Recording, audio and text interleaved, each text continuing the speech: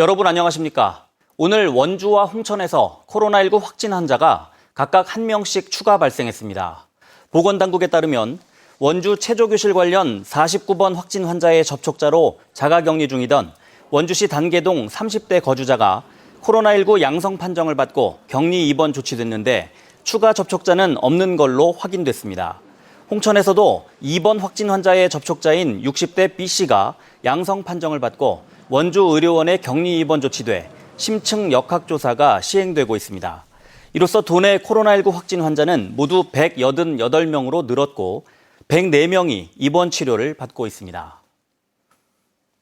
도내 첫 코로나19 생활치료센터인 원주 치악산 황둔 청소년 수련원이 주민 반대로 지정이 무산될 위기에 처했었는데 다행히 주민들이 반대 의사를 철회하면서 운영이 가능해졌습니다. 병상 부족에 고민하던 보건당국도 한시름 놓게 됐습니다. 권기만 기자가 보도합니다. 며칠 전부터 마을 입구를 가로막고 있었던 트랙터가 길을 터줍니다. 절대 반대 현수막은 전격 수용으로 바뀌어 달렸습니다. 생활치료센터 지정에 반대해왔던 황둔 송계리 주민들이 갈수록 심해지는 코로나 상황을 극복하기 위해 반대 의사를 철회하기로 했습니다. 치료센터에 들어온 입소자가 형제이고 가족이라는 생각으로 코로나19 극복을 위해 통 크게 수용하겠으며 이제 추가로 발생하는 도내 코로나19 확진자 가운데 증상이 없거나 가벼운 환자들은 이곳에서 생활하며 치료를 받게 됩니다. 다만 주민들의 뜻에 따라 현재 의료원 등에 마련된 기존 병상이 부족해지면 그때부터 운영에 들어갑니다. 바로 여기다가 생활치료센터를 설치하는 건 아니고 앞으로 이제 강원도에서 전반적으로 검토를 해서 아마 예비 지정 성격으로 할 수도 있다는 생각이 들고 있습니다. 지금 당장 들어가지는 않을 겁니다. 주민들이 환자 이송 과정에 발생할 수 있는 감염을 우려하고 있어 주변 소독과 방역 조치도 강화한다는 방침입니다. 치악산 황둔 청소년 수련원 생활치료센터는 최대 120명의 환자가 동시에 격리 치료를 받을 수 있어 도내 추가 확진으로 인한 병상 부족 문제를 어느 정도 해결할 수 있을 것으로 보입니다. 하지만 마을에는 여전히 반대 입장을 고수하고 있는 주민들도 있어 추가 갈등의 여지는 남아 있습니다. MBC 뉴스 권기만입니다. 카메라나 스마트폰으로 여성의 신체를 불법 촬영하는 범죄가 좀처럼 끊이지 않고 있습니다. 불법 촬영 범죄가 심각한 사회적 문제로 인식되면서 처벌 규정이 상향 조정되고 법원의 판결도 예전보다 강화되고 있습니다. 이웅 기자가 보도합니다. 지난 2018년 9월 춘천지법 강릉지원은 여자친구의 신체를 스마트폰으로 몰래 촬영한 혐의로 기소된 30대 남자에게 벌금 100만 원을 선고했습니다. 범행의 죄질이 가볍지 않다고 봤지만 벌금형 판결을 내리는 데 그쳤습니다. 반면 최근에는 화장실에서 여성들의 신체를 몰래 촬영하려던 혐의로 기소된 30대 남자에게 징역 1년 6월에 집행유예 3년을 선고했습니다. 미수에 그친 초범이었지만 피해자들의 정신적 충격이 상당하다며 더 무거운 판결을 내렸습니다. 해마다 몰카라 불리는 불법 촬영 성범죄가 끊이지 않는 가운데 예전보다 법원의 판결이 강화되고 있습니다. 지난 2014년 73.1%에 달했던 전국의 디지털 성범죄 벌금형 판결 비율은 매년 감소세를 보여 지난 2018년에는 48.5%까지 떨어졌습니다. 집행유예를 포함한 징역형 판결 비율은 2014년 19.5%에서 2018년에는 49.1%로 늘었고 실형이 선고된 비율도 2.8%에서 8%로 급증했습니다. 예전에는 물리적인 폭력이 동반되지 않는다며 처벌이 약한 경우가 많았지만 불법 촬영 범죄가 심각한 사회적 문제로 인식되면서 처벌이 강화되는 추세를 보이고 있습니다.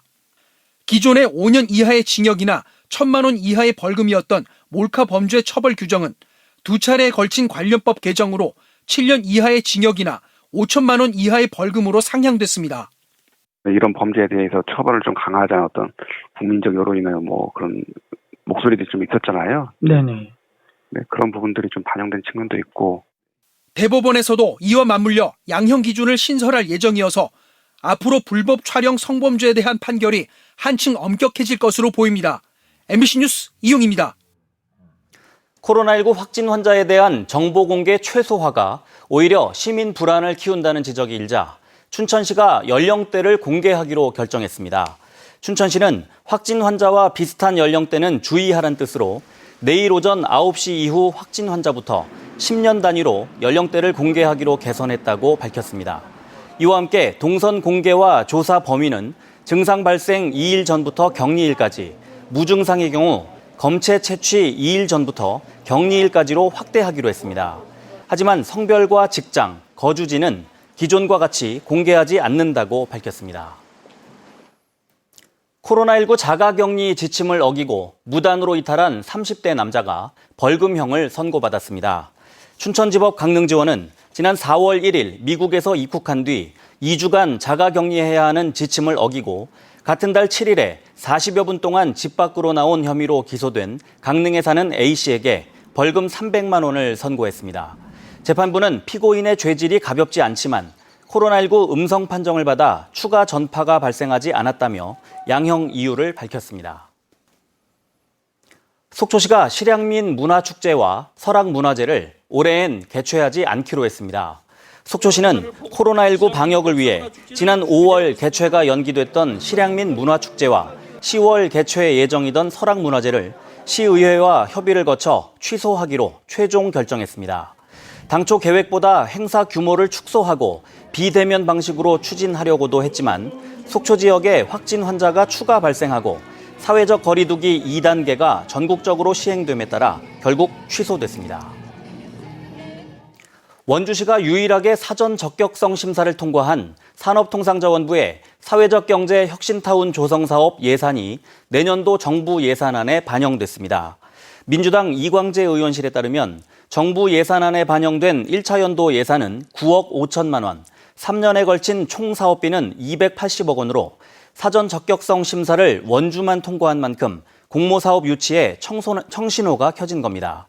공모사업을 유치하면 원주시 우산동 옛 시외버스 터미널 터에 지상 7층 규모의 사회적 기업 허브타운이 조성됩니다. 건강보험심사평가원의 관상동맥 우회술 적정성 평가에서 도내 병원 3곳이 1등급을 받았습니다. 건강보험심사평가원에 따르면 전국 권역별 1등급 병원은 66곳으로 도내에서는 강릉 아산병원, 강원대학교 병원, 연세대 원주 세브란스 기독병원의 3곳이 1등급 평가를 받았습니다. 관상동맥은 심장 주위를 감싸며 심장에 혈액을 공급해주는 동맥으로 관상동맥 우회술은 허혈성 심질환을 치료하는 고난이도 수술입니다.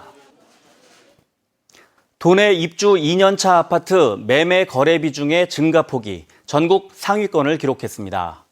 KB국민은행 부동산 리브온에 따르면 국토교통부 실거래가 자료를 기준으로 볼 때 2018년에 입주해 입주 기간이 2년이 지난 아파트 매매 거래 비중의 증가폭은 강원이 4.2%포인트 늘어난 5.9%로 충북에 이어 두 번째로 높았습니다.